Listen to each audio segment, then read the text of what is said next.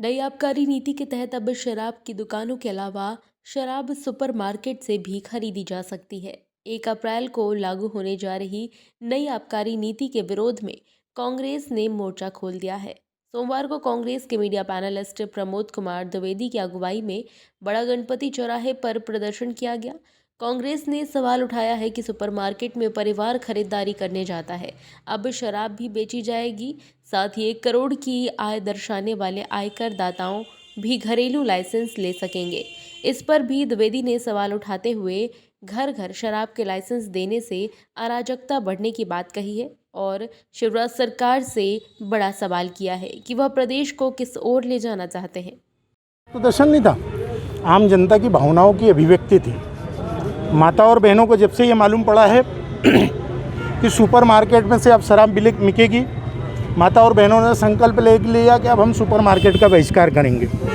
हम शुरू से ही आरोप लगाते रहे हैं कि ये सरकार कुछ पूंजीपतियों के हाथों में खेल रही है और वो सिद्ध हो गया। सुपरमार्केट किसके हैं? पूंजीपतियों के। और अब माता और बहनें जब वहाँ खरीदारी करने जाएंगी नहीं, किराने का सामान और अन्य सामान खरीदेंगी ही नहीं, तो निश्चित है कि वो शराब की नीति का विरोध कर रही हैं। सरकार कह रही है कि जो 1 करोड़ से अधिक का आयकर देता है वो अब 4 बाटल की जगह 12 बाटल रख सकता है। मतलब घर के अंदर मैखाना खुल सकता है। तो घर तो मंदिर होता है, घर के अंदर तो माता और बहनों और बच्चे रहते हैं, उनका भविष्य पाला जाता है। तो ये सरकार के मौलिक अधिकारों का हनन करते हुए आम महिला और माता और बहनों के साथ साथ पूरे नौनिहालों को, जिनके ये मामा कहलाते हैं, उनको घर से ही शराब पिलाने की आदत डालना चाहती है। एयरपोर्ट पर भी शराब मिलेगी।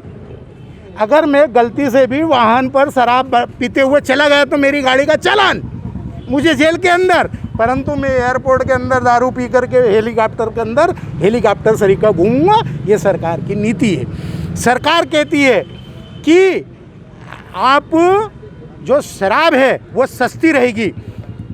क्यों? औषधि का काम करती है। किसको पता था? प्रज्ञा जी ने कभी चखा है क्या कि ये औषधि का काम करती है?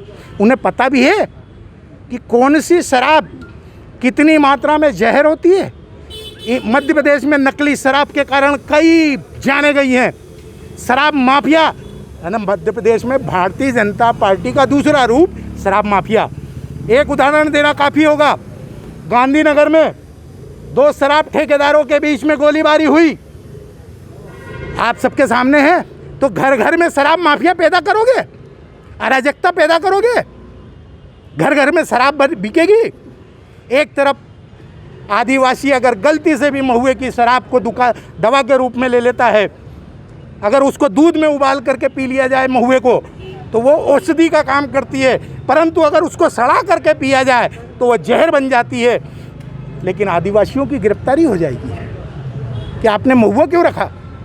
ये मध्य प्रदेश की सरकार है।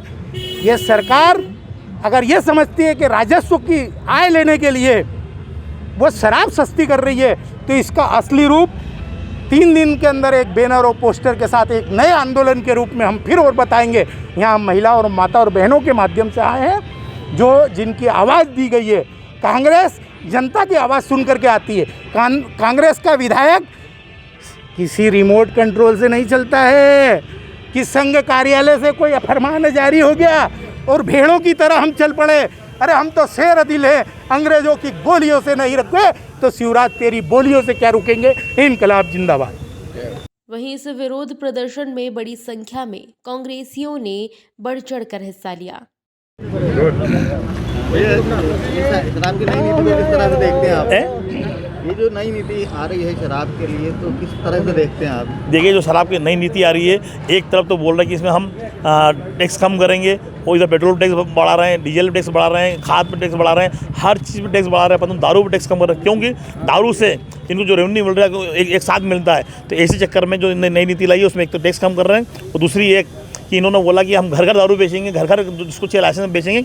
जैसे कि पहले भी हुआ है कि देश के अंदर बर्बाद हो रहा, लाखों करोड़ों आज देखा होगा, घर के घर बर्बाद हो गए, राजा महाराजा बर्बाद हो गए इस दारू चक्कर में।